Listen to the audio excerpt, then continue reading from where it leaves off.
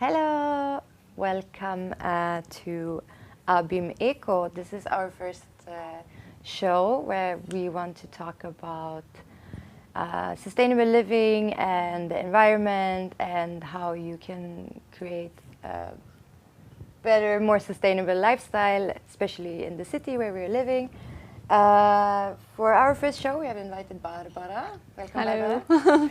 She's from an organization called Recreativity. Yeah. And this is you founded this organization, that's correct? Yes, we are two of us, actually. And when did you start your organization and why? It was 2013 that we founded, so we are this year 5 years old. We are two of us. The other girl is Anna Shiposh, my colleague. And we started in a way that actually it happened because of a program that we did before. Okay. It was an international program where we started to create things out of upcycled material. Nice. And it was, it got a hype. It was really successful. They started to invite us to do workshops, and 5 years before it was really new. Yeah. You know, like people didn't know about it, and we were both working in other places, and you know, there was like this 6 months time when we were really thinking about it. Okay, so shall we start doing something with it, or we just drop it and it became a hobby? And then we decided to start a business, and actually it's a social enterprise, also legally, so it was a conscious choice of ours to promote also this, because in my opinion there's no future if companies don't take social responsibilities. Yeah, I totally agree with that. It's I mean, the one single person can do a lot, but companies and our workplaces are such a big part of our life. Like, we spend so much time there, so Exactly. I think that if your workplace is not really taking responsibility, it can also, you know, create, like, it can demotivate, I think, individuals. Yeah. So, 2013, there was two of you. Are there more people working in your organization now, or is it still just the two of you? Now it's a tricky question, because now we are a bit less. A bit less. Yes, because we are two of us full time, but my colleague this year moved abroad. Okay. So now at the moment it's me and another girl, but she helps only part time. So now we are like a bit. I'm struggling with the time, but I think in the life of an enterprise there are ups and downs. We already had many of it, both. Yeah. So I'm sure that we're gonna tackle. But the thing is that also this concept, what we have of social entrepreneurship, it's in the beginning, of course, when we started, everyone was like, okay, so how far you want to go, how big you want to grow, and I was a bit like, not struggling with it, but like always felt uncomfortable because I couldn't imagine how will it be, or I don't know, I never imagined myself managing, I don't know, 500-person company. And last year it became really clear that I don't want to grow. And if it's gonna be sustainable like this with, I don't know, 2-3 people or 5, I'm more than happy. And actually it's also something new, not new, but people not really understanding, you know, that why I don't want to grow, why I don't want to. It's also a way of sustainability. Yeah, I think you're right in that way, but please elaborate on why you don't feel like, you know, because if you grow, there's, I guess, more opportunities, you can go further and you can make bigger, more workshops. Yeah. No, in this way, I totally agree that the bigger we are, the bigger impact we can create. Probably we reach more people. But already, because we are doing many different kind of activities, we are already reaching a lot of people with different career, with different age, with different nationalities, with different culture, and it's already a lot to take in for me, in the sense that a lot of new results we have, what we have to elaborate on. And so you feel that it can get a bit lost if you're too many people, then maybe the new knowledge and what you learn from the workshops and everything can get lost before you can process it. Exactly, and also I'm not saying never, but at the moment I think it's maybe we do a lot of things. Maybe in the future it's going to be like a bit, I don't know, less, like only 2-3 things that we focus on, and that will give the opportunity to grow like in number-wise, like hiring more people or working with more people. I don't know. But I like that we have people from different fields and different areas, because it brings a lot of new ideas also in it. Yeah, so what you do, you mentioned a few things, the activities. You make workshops and tell me what you're doing. We do different kind of things. We have different kind of brands within the company. Our main focus is on the workshops and the international programs. These are funded. These are funded by the EU. There is a program called Erasmus+, and this is a kind of entry that we use for young people. So this gives a lot of opportunity for young people to get in touch, at least with the topic of sustainability, hear about environmental issues in a positive way, not in a scary way, how we perceive and get from the media. But more practical kind of information. Because during the training courses we use a method which is called creative recycling. Yeah. And with this method we create only useful objects, so we don't create, I don't know, statues out of trash, because it's just another type of trash. Yeah. So we try to use always household materials, which is available for everyone, in everyone's household. What's the most typical household material that you would use? I don't know. What is for you? What is in your house? I don't know.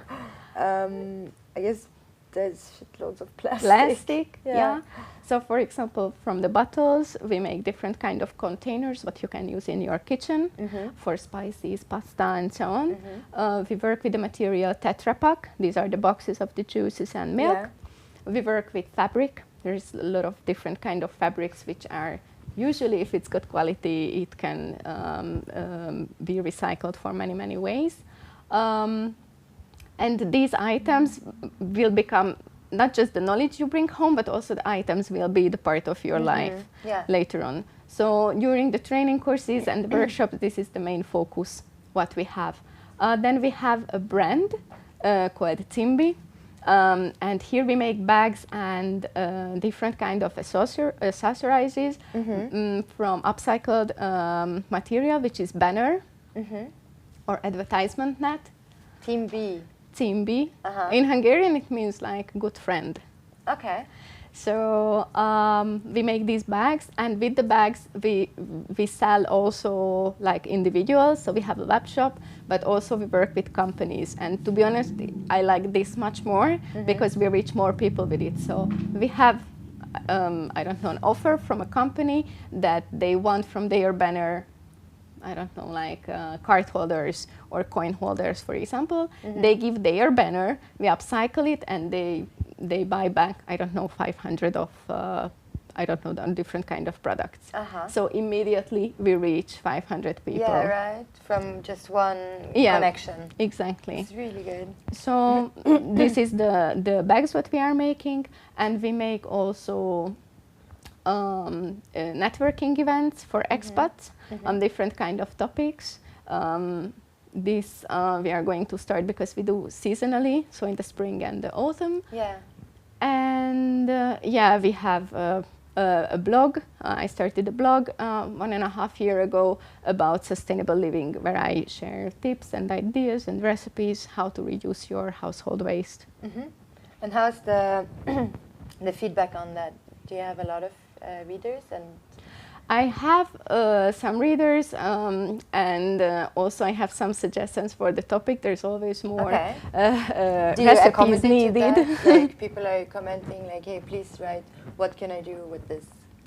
Not like that, but more about like how to create, I don't know, like detergent for the clothes. Uh-huh. So actually, this is a new brand what is growing at the moment, that I'm doing workshops about people to start a more sustainable life in the city. So they come to the workshop and I show how to make soap, detergents, different kind of products that you use every day. Yeah, like lotions, deodorant. Yeah. That's really cool. I got into that. I really wanted to do it because a friend of mine, she started to do it, and I was like, you have to show me how to do it, because and then I started to collect a lot of things at home, but I don't know, I made some kind of salt water spray with coconut and salt, and it actually kind of worked, but it got a bit weird. Yeah, I think there is always something which stops people, so it's really cool that people are, okay, let's do it, I want to start living a more sustainable life, but there's too many knowledge, in my opinion. Because if you put on the internet, there are hundreds of recipes and you don't know which one to try. So in the workshops what we offer, there is already recipes that are used since 4 years. It works. You can of course specialize on your skin and for your taste, but these are the recipes which are working already. Yeah, and also I guess, you know, like information of where you can get the all the components. Yeah, that's the other thing. I was, you know, I ended up on a Hungarian website translated by Google, you know, to English, and I was like, nothing here makes sense, and they're like 1 million products. Yes, exactly. And I just don't know what to do, so I kind of No, it's really hard also where to get the things and how to use it, and what is an added value in my eyes always, because I learned that way, that there are more people together. So you share knowledge. It's not just I say my way is the best, but there are others who can share their experience. We learn also from each other during the workshop. And for example, how I learn, I always need someone to show me how to do. So for example, I don't like to watch videos, like because it just I need this personal connection. Right, me too. I get so distracted, and then I'm just like, what she said? Oh, I forgot. Oh, I forgot again. Yes, it's much easier just to go there and ask people, like, oh, how was it? I prefer that. Do you have a lot of like people that are coming back to the workshops? And this is something totally new, because I started this year. So we only had like one workshop, which was in the countryside. So it was like a real peace workshop and creation and really with a lot of calm moments. And now we are going to start again in September, and we are going to do still in the countryside, because it has another specialty being there. And also we are going to start in Budapest, and in Budapest we are going to do more which are built on each other. So like we are going to extend it. Program for one semester. Exactly. Basically. Yeah. If you did once, you can come to the next one, and if you like, maybe you do something before Christmas, which is like more for that.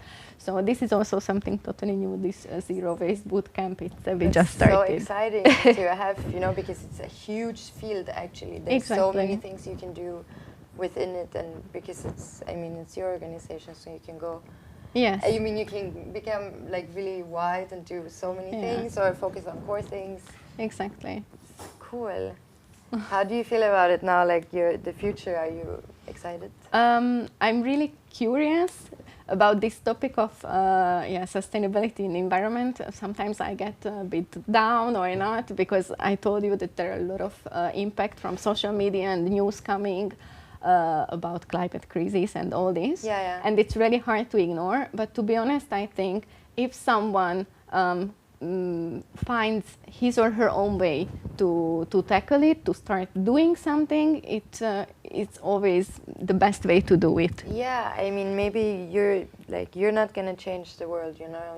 But exactly. At least you're not doing something wrong or bad. Exactly. But I don't know. Like, what I also love in Recreativity, that we have really different range of activities. And maybe for you it works if you come to a workshop and you start another way of thinking with that one.